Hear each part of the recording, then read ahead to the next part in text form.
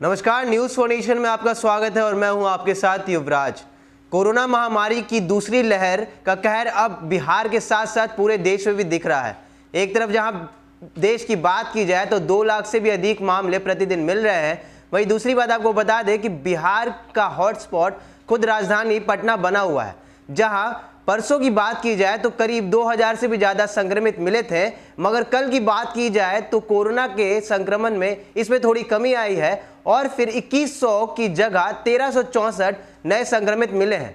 अब खबर इस बात की है कि कोरोना महामारी के कारण अस्पतालों में जो ऑक्सीजन सिलेंडर यानी कोरोना की जो संजीवनी है उसको लेकर भी खींचातान चल रही थी और फिर यह कहा जा रहा था कि जिस अस्पताल में ऑक्सीजन सिलेंडर उपलब्ध नहीं है वहां मरीजों को भी एडमिट नहीं किया जा रहा है। इसको लेकर निजी अस्पतालों के कई संचालकों ने स्वास्थ्य विभाग के सचिव यानी प्रत्यय अमृत, साथ ही साथ जिले के कई निजी अस्पताल के संचालकों ने डीएम को और साथ ही साथ स्वास्थ्य विभाग के सचिव यानी प्रत्यय अमृत को पत्र लिखकर यह संदेश दिया था कि ऑक्सीजन की कमी हो रही है और अस्पतालों में हम मरीजों को एडमिट नहीं कर सकते हैं। तो आपको बता दें कि निजी अस्पतालों के संचालकों के द्वारा यह मांग की गई थी कि अस्पतालों में पर्याप्त मात्रा में ऑक्सीजन के सिलेंडर पहुंचे ताकि कोरोना मरीजों को सांस लेने की जो गंभीर बीमारियां हैं उससे छुटकारा मिल सके।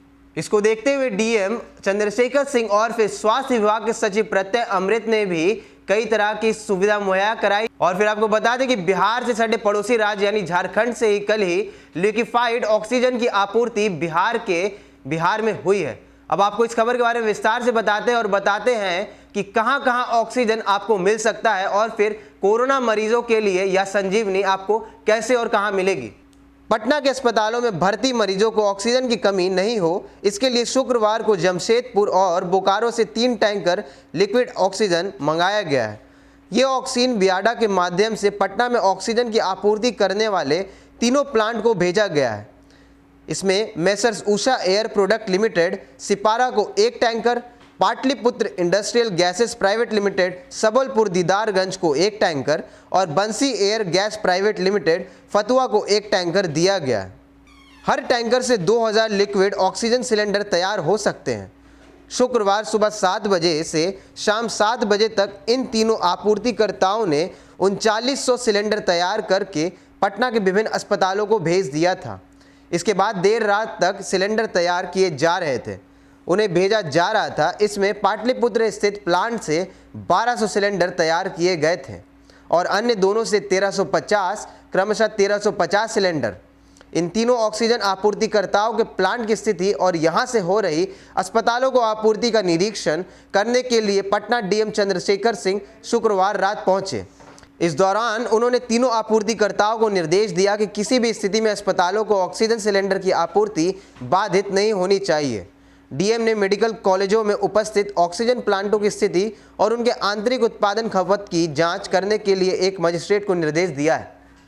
तो जैसा कि आपने देखा कि बिहार से सटे पड़ोसी राज्य यानी झारखंड के जमशेदपुर और बोकारो से कल ही लिक्विफाइड ऑक्सीजन पटना मंगाया गया है और फिर इसे 4 एजेंसियों को भी आपूर्ति करा दी गई। इससे आपको बता दें कि अभी तक करीब 3900 ऑक्सीजन सिलेंडर की आपूर्ति पटना के विभिन्न अस्पतालों में कराई जा सकी है। और ये भी बता दें कि इससे कोरोना मरीजों को एक तरह से संजीवनी मिली है, क्योंकि कोरोना सार्स यानी सीवियर एक्यूट रेस्पिरेटरी सिंड्रोम का एक वायरस है जो कि मानव शरीर के सीधे फेफड़ों पर ही आक्रमण करता है और उनके फेफड़ों को ही निरस्त करने लगता है, जिससे मरीज सांस लेने में तकलीफ महसूस करते हैं और धीरे धीरे वह मृत्यु की ओर बढ़ने लगते हैं। यह भी महत्वपूर्ण बात है कि कल ही नरेंद्र मोदी ने भी एक बैठक की अध्यक्षता की और साफ कहा है कि कोरोना मरीजों को ऑक्सीजन सिलेंडर की कोई कमी नहीं होनी चाहिए। इसको लेकर उन्होंने यह संदेश दिया है कि देश में भी अब ऑक्सीजन सिलेंडर की आपूर्ति को बढ़ाने के लिए यहाँ पर उसका उत्पादन कराया जाएगा।